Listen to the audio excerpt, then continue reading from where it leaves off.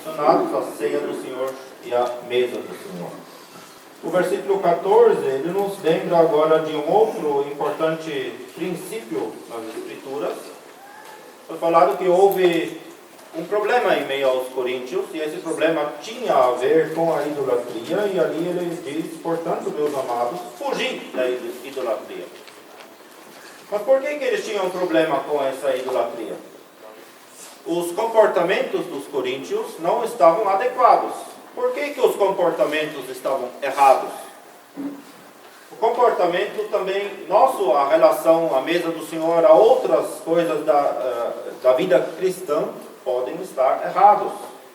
Isso geralmente tem a sua razão principal no seguinte: se eu não entendo, se eu não compreendo com o coração bem a minha posição e a minha relação com Deus, com o Senhor Jesus, se eu não compreendo bem isso, eu vou ter uma prática errada, um comportamento errado. Com outras palavras, eu preciso da base doutrinária que o apóstolo Paulo está fornecendo aqui nesses versículos, para ter uma prática correta.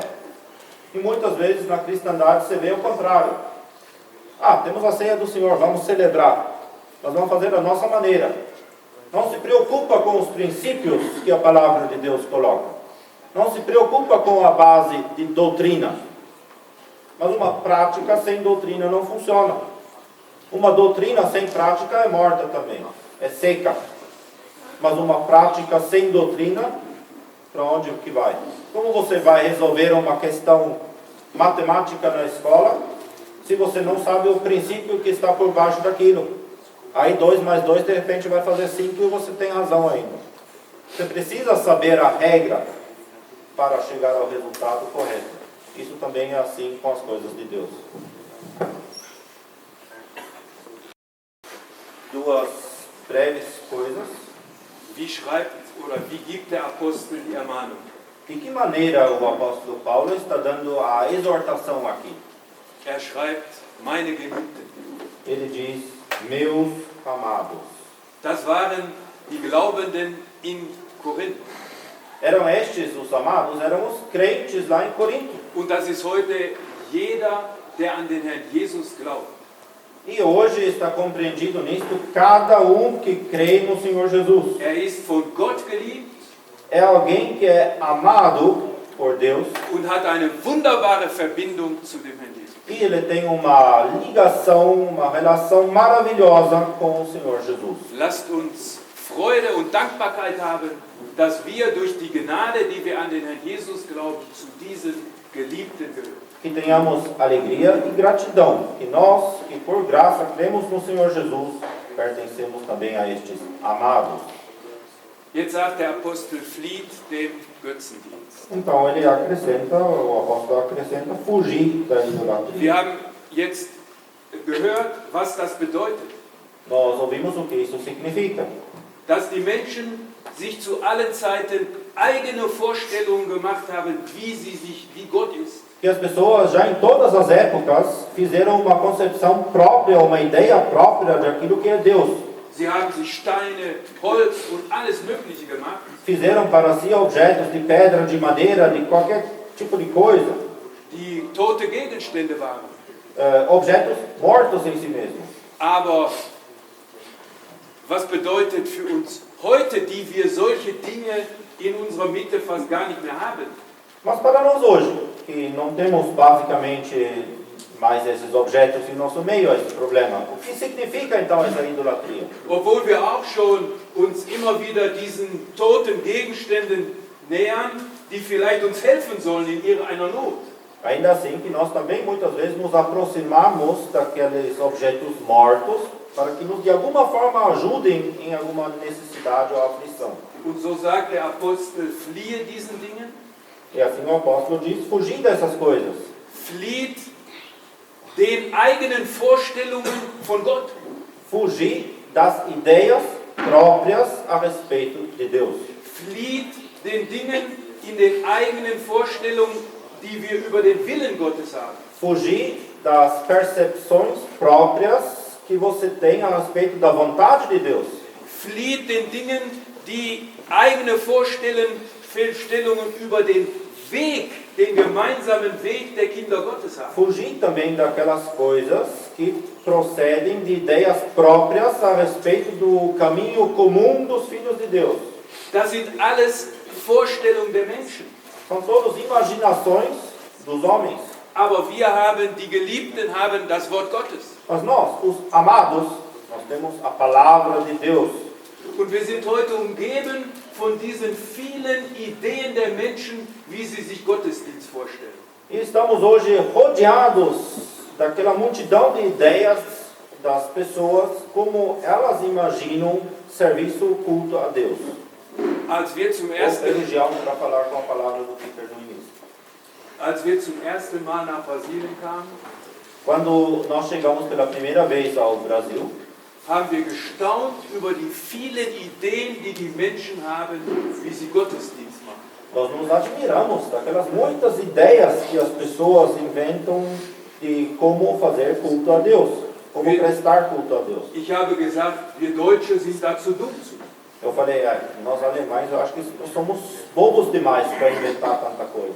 So viele verschiedene Dinge habe ich in meinem Leben noch nie gesehen. Porque tantas coisas diferentes jamais vi na minha vida. Aber alles sichtbare Dinge und eigene Vorstellungen von Gott und meine eigenen Ideen. Mas são todas coisas visíveis, procedentes das minhas próprias ideias a respeito de Deus. Wollen wir uns an gestern Abend erinnern Lembremos-nos de ontem à noite und die Frage haben, wo willst du her, dass wir zusammen wollen? e ter aquela pergunta: aonde tu queres, Senhor, que vamos para nos reunir? Nicht wie ich will, Não como eu wie quero, ich mir das vorstelle, não como eu imagino ser as coisas, sondern es geht um den Herrn und sein Wort. mas se trata do Senhor. Essa Falou festejar a expressão, faz muito sentido. Ele falou.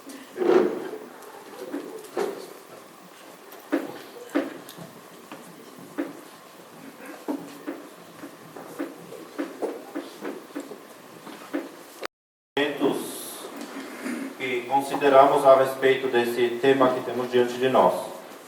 Vou tentar fazer um bem breve resumo. Nós vimos nesta manhã que a Escritura nos coloca o termo partir do pão como um título acima de uma instituição que o Senhor Jesus mesmo deu, que tem dois lados, dois aspectos. Um desses dois aspectos se chama a ceia do Senhor, e ali o ponto principal é recordação da pessoa do Senhor Jesus. E o outro aspecto do partir do pão, desse ato, é a mesa do Senhor, termo este que ocorre nesse trecho aqui de 1 Coríntios 10. E o pensamento principal na mesa do Senhor, então, é comunhão.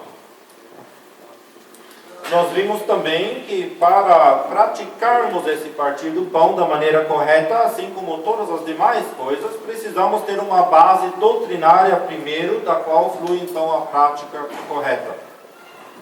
Portanto, também é necessário, versículo 15, algum grau de entendimento espiritual para compreendermos o mínimo dessa base, para podermos então colocar de forma correta em prática aquilo que o Espírito Santo está nos ensinando aqui.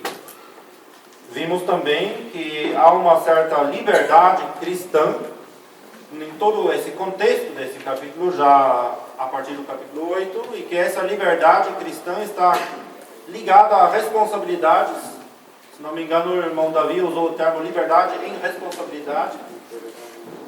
Então as duas coisas vão junto. A liberdade cristã, portanto, tem limites, é limitado por responsabilidades, e essas começam do lado pessoal, lá no capítulo 8, onde a fraqueza do fraco é o limite para a minha liberdade, e temos limites coletivos também, que vamos ver nesse trecho aqui. O último ponto alvejado antes da pausa foi então o versículo 16, pelo irmão Klaus. Ele falou sobre a sequência em que são mencionados aqui o pão e o cálice. Historicamente, o Senhor Jesus instituiu a sua ceia e ele instituiu na sequência pão e cálice. E assim o praticamos também a cada primeiro dia da semana. Contudo, aqui a sequência é propositalmente invertida. E o irmão nos deu duas razões para isso. Uma, a razão que no versículo 17, o apóstolo Paulo, guiado pelo Espírito Santo, desenvolve o pensamento daquele único pão e nos explica o significado mais amplo daquele um corpo, o corpo de Cristo, a qual pertencem todos os verdadeiros salvos. Então é uma razão técnica, vamos dizer, para colocar o pão em segundo lugar. Uma razão espiritual seria que o cálice mencionado nos fala do sangue derramado do Senhor Jesus. E esse sangue derramado do Senhor Jesus é a base para a nossa comunhão pessoal, individual, com o Senhor, com Deus. Sem que ele tivesse derramado esse sangue dele na cruz do Gólgota, nós não teríamos como ter comunhão com Deus, e o objeto da comunhão é a própria pessoa do Senhor Jesus. Mas esse sangue derramado também é a base, então, da comunhão coletiva que temos uns com os outros, sim. Mas, primeiramente, a nossa comunhão coletiva é na vertical, com o Senhor, com Deus, e então também na horizontal, expressado aqui à mesa do Senhor também. Porque em poucas palavras, talvez aquilo que vimos hoje de manhã, e agora podemos então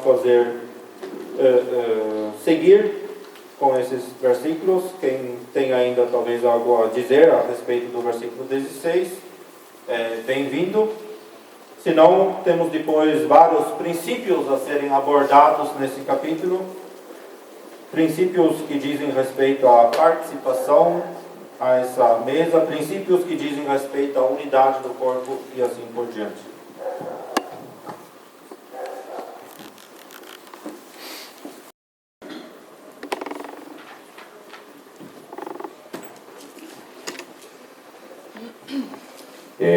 Mais algumas palavrinhas sobre o versículo 16, então, confirmando aqui o seguinte: o cálice de bênção que abençoamos. Este cálice de bênção é o cálice da gratidão, pelo qual agradecemos. Também pode ser traduzido dessa forma. Como sabemos, foi explicado,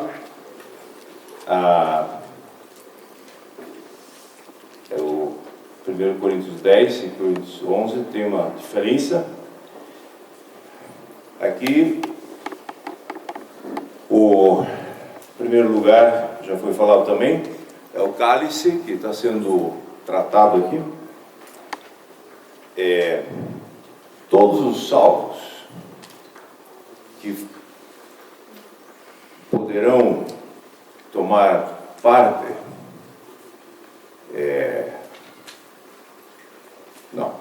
vou explicar diferente. Todos os salvos têm comunhão entre si, porque foram comprados pelo mesmo sangue. Pelo mesmo sangue. Então, eles têm comunhão, por causa do mesmo sangue derramado do Senhor Jesus Cristo. Todos têm comunhão uns com os outros, por causa do sangue do Senhor Jesus Cristo. Todos fomos comprados pelo mesmo sangue. Por isso temos comunhão.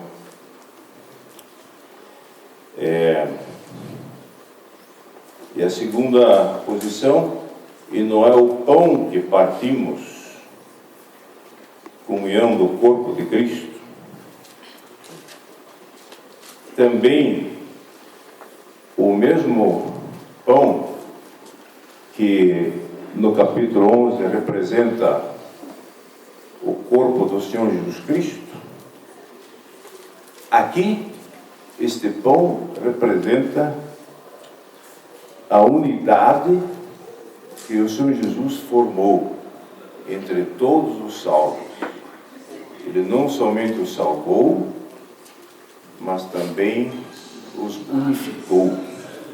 Somos hoje corpo de Cristo. Todos os salvos, todos.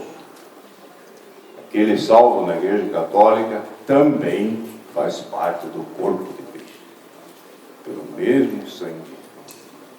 Isso é maravilhoso. Essa unidade que o Senhor Jesus formou.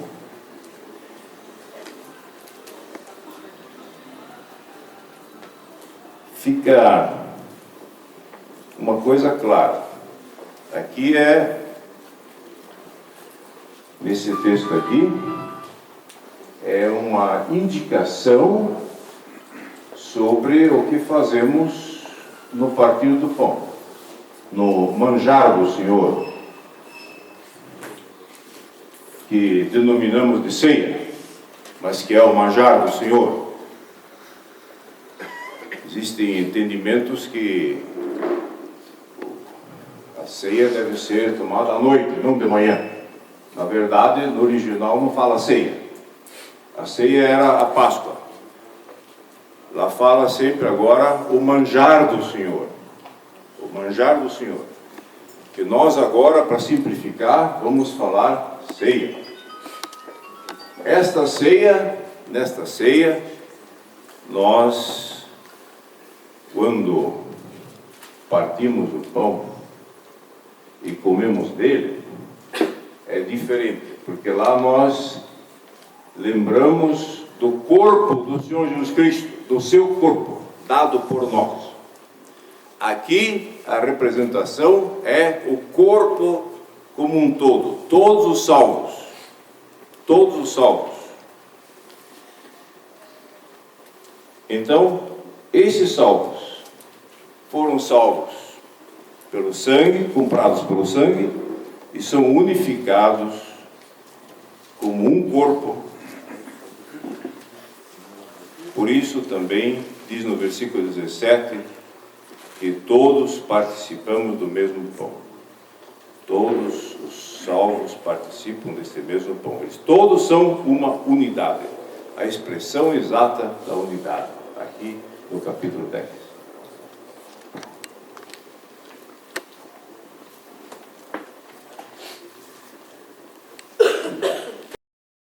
Muito prático sobre estar sentado na frente de um outro com rancor. Tem uma palavra em Provérbios que fala, Provérbios 10, versículo 12,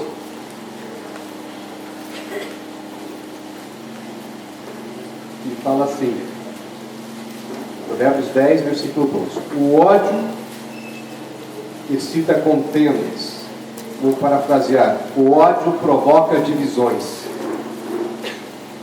mas o amor, ainda bem que o versículo continua, mas o amor cobre todas as transgressões.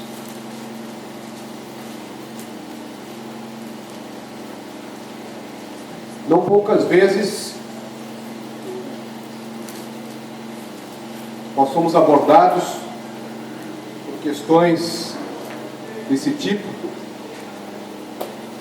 dizendo como é que pode aquele irmão estar sentado lá de frente para o outro com tanta raiva.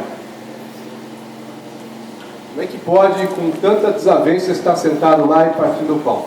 Na realidade, se nós analisarmos a luz da palavra, não poderia.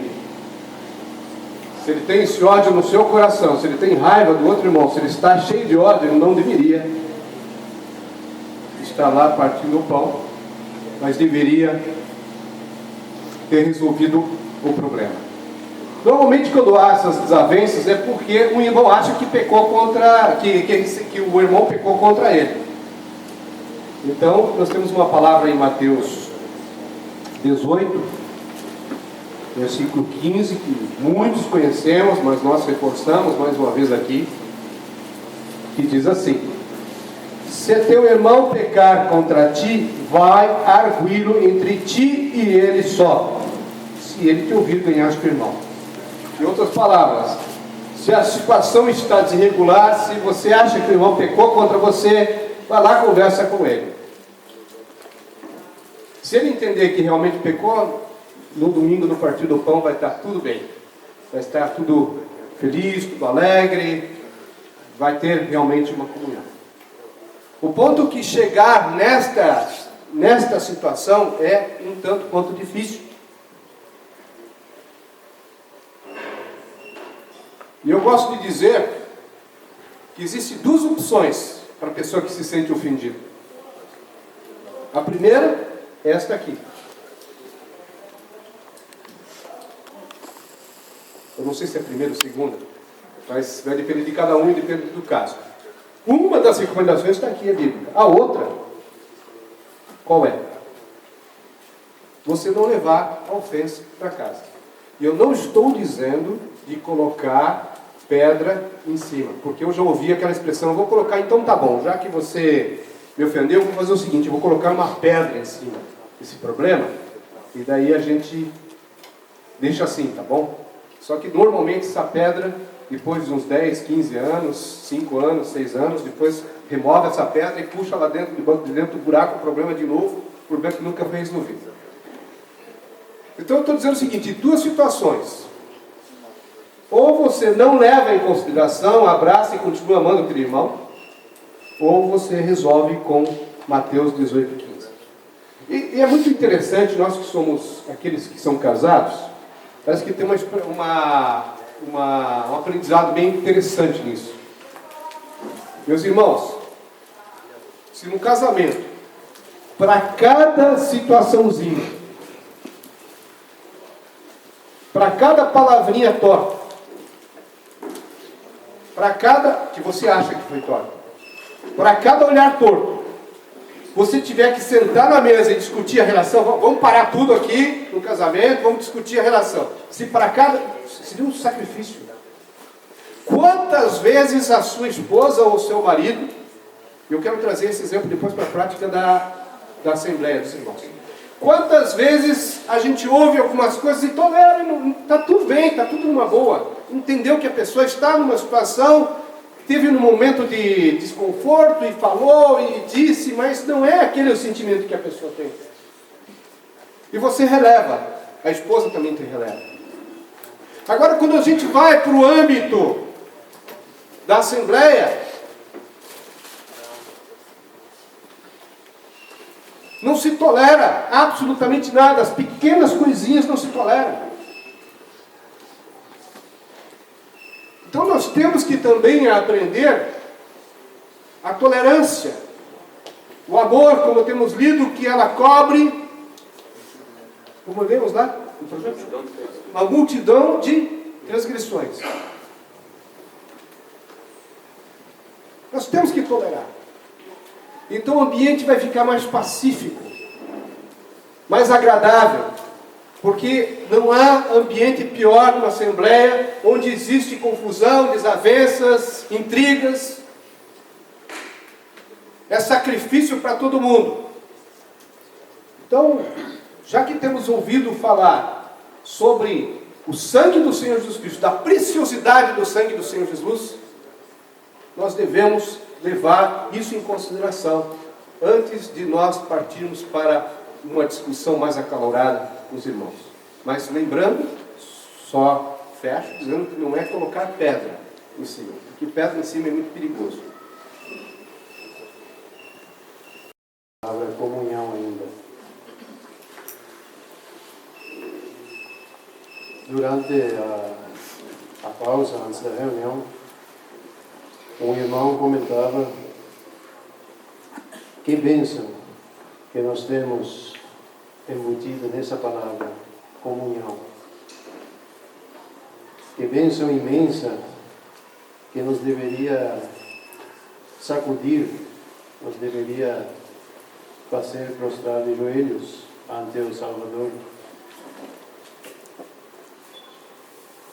Também já vimos o preço que custou a Ele poder tornar possível essa comunhão.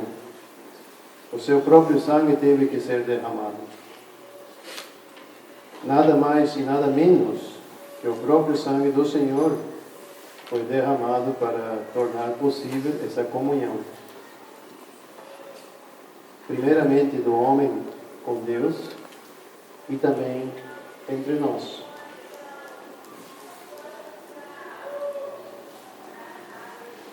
O apóstolo João, ele menciona algumas vezes a palavra ou o termo que sejam um. E ele não se refere propriamente ao corpo de Cristo, à unidade do corpo de Cristo, e sim à unidade entre os verdadeiros crentes, entre os cristãos. E essa unidade também nós podemos ver aqui na palavra comunhão. E será que não devemos então também parar e pensar um pouco?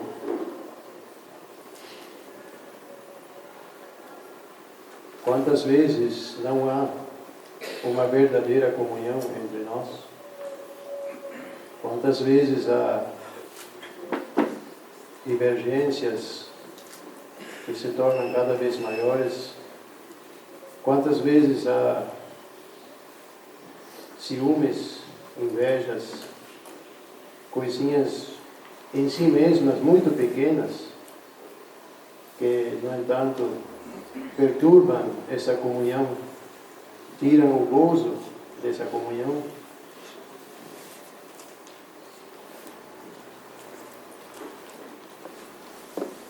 Nós já vimos, e vamos ver mais ainda, que os símbolos, o ato da ceia, o comer do pão e beber do cálice, é uma representação visível da comunhão. Mas até que ponto essa representação visível corresponde ao invisível? Até que ponto essa comunhão realmente existe, como deveria existir entre nós? Será que às vezes não somos um pouco desonestos ao praticar essa comunhão visível, quando interiormente o irmão que está à minha frente está contrariado comigo, eu com ele? Quantas vezes apenas nós saudamos e o passemos talvez por pura obrigação, para não ser mal educados na frente dos outros?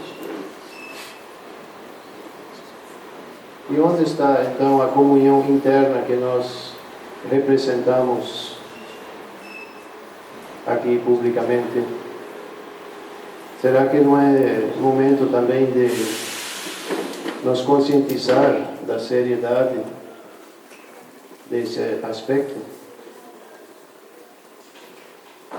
De aproveitarmos realmente, de fato, essa imensa bênção que o Senhor preparou para nós, porém de forma genuína.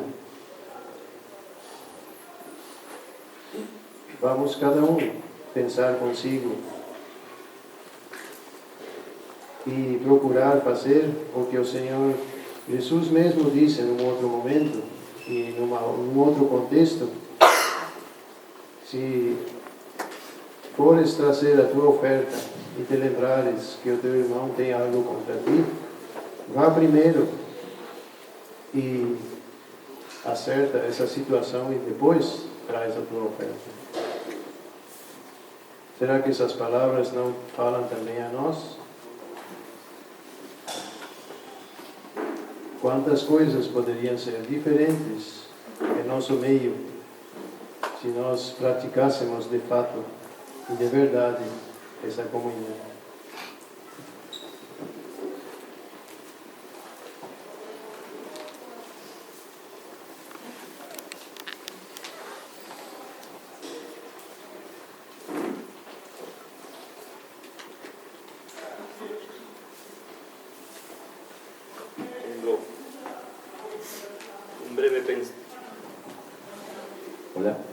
un breve pensamiento después de lo que escuchamos recién, pero antes me gustaría leer en Efesios, Com relação ao que nós ouvimos, eu tenho um breve pensamento. No entanto, eu gostaria de ler antes de expô-lo um versículo de Efésios, capítulo 2, capítulo 2, versículo 13. versículo 13. Efésios 2, versículo 13. Mas agora, em Cristo Jesus, vós que antes estáveis longe, fostes aproximados pelo sangue de Cristo. Otra vez la sangre de Cristo, para añadir a lo que ya se ha dicho sobre el valor de la sangre que nos ha acercado. Temos repetido aqui o termo sangue de Cristo. Isso é para agregar ao pensamento que foi exposto com relação ao valor do sangue que nos uniu, que nos configurou numa unidade. Y además en Hebreos capítulo 10, Além do mais, gostaria de ler Hebreus 10, el versículo 19, versículo 19.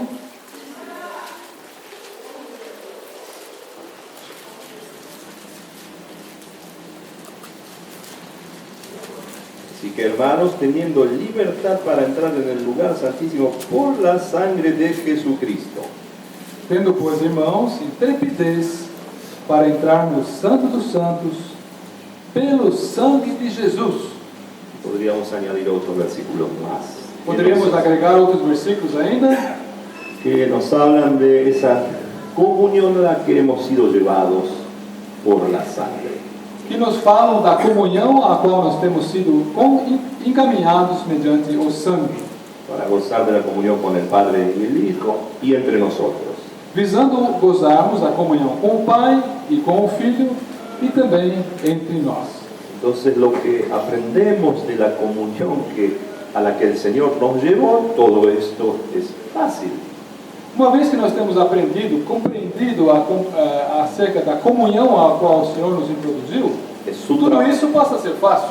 es su trabajo para nosotros, el valor de esa sangre que nos ha acercado a lo que no merecíamos. O trabalho foi todo Ele que fez em favor de nós.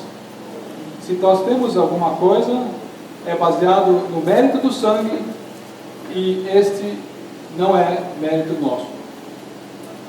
Ahora bien, la dificultad, hemos oído recién lo que nos expuso nuestro hermano, empieza cuando hablamos de la comunión entre nosotros.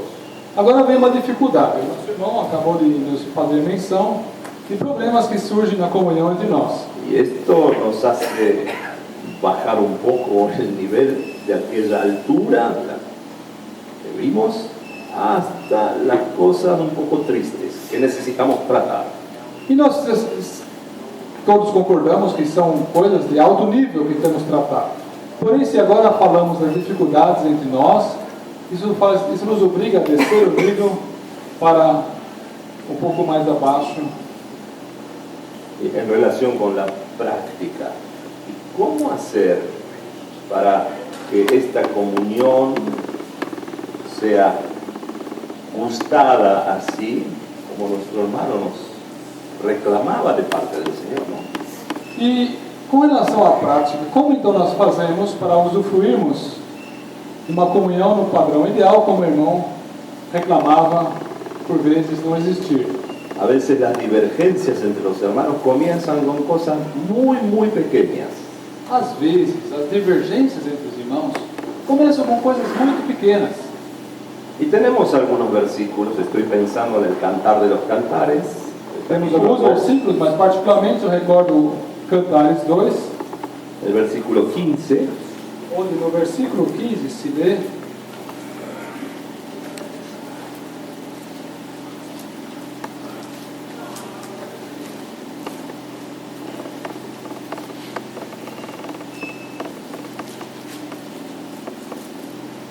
Cantares 2, versículo 15: apanhai-me as raposinhas, as raposinhas que devastam os vinhedos, porque as nossas vinhas estão em flor. sí, tenemos que ser capaces de cazar estas pequeñas zorras que hacen que las relaciones entre los hermanos en esa comunión se desgasten. Vemos que é necessário apanharmos essas raposinhas, subjugar essas pequenas coisas que causam fricção, causam desgaste na relação entre os irmãos. Y otra vez, no tenemos fuerza en nosotros mismos para hacerlo. E eu repito uma vez mais, o fato é que nós não temos força em nós para combatê-las. Pero el Señor sí que tiene esto. Entonces, No entanto, é o Senhor que tem. encontramos exhortaciones, por ejemplo, en Filipenses capítulo 4, Temos na Escritura exortações, por exemplo, em Filipenses capítulo 4,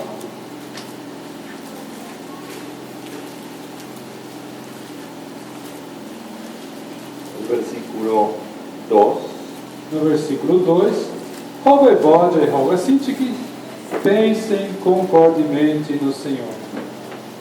y también en Efesios capítulo 4, Bem como em Efésios 4, versículo 3, versículo 3, onde vemos a conclamação para nos esforçarmos diligentemente por preservar a unidade do Espírito no vínculo da paz. es decir, que hay una responsabilidad nuestra que sí podemos poner en práctica, cazando esas zorras, teniendo el mismo sentir. Y también hay otros versículos más que no voy a leer por el tiempo, pero son muy conocidos entre nosotros.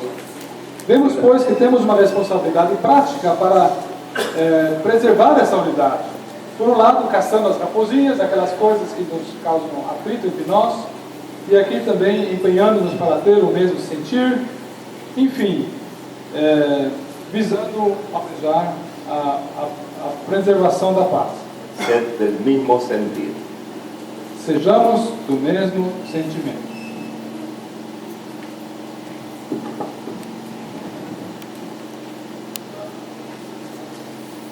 Irmãos, nós pedimos desculpa pelo transtorno em função da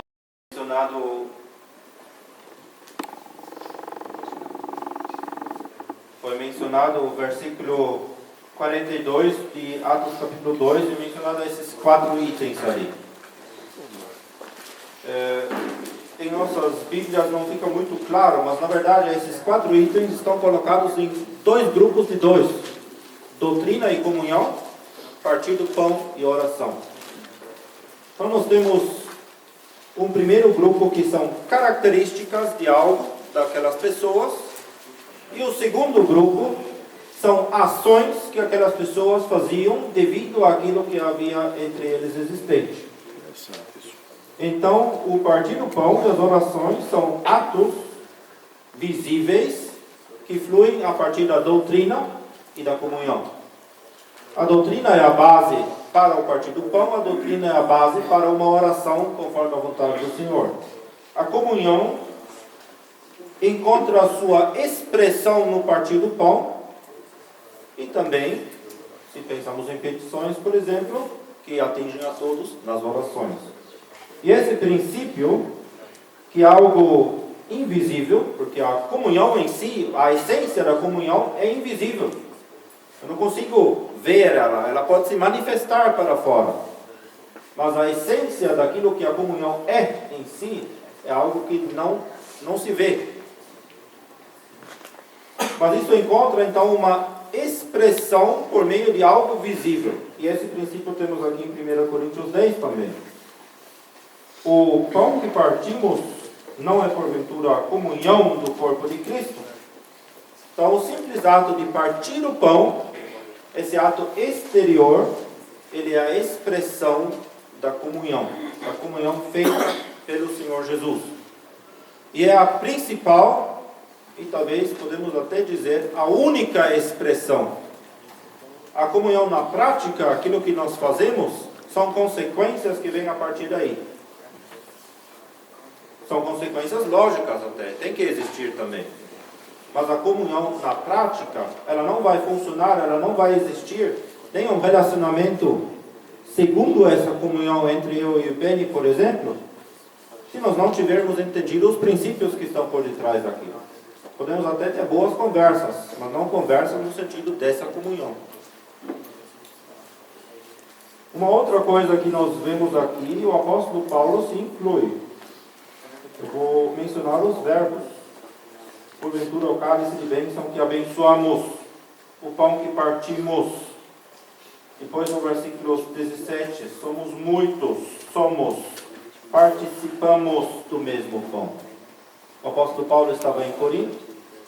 Não. Ele estava em outro lugar, escrevendo aos coríntios. Então nós vemos aqui a abrangência dessa verdade. E a verdade é, nós, os muitos, somos um só pão. Existe uma unidade, e essa unidade é global. Ela não é local. A unidade no corpo de Cristo, ela existe nesse exato momento entre todos os verdadeiros crentes no mundo inteiro.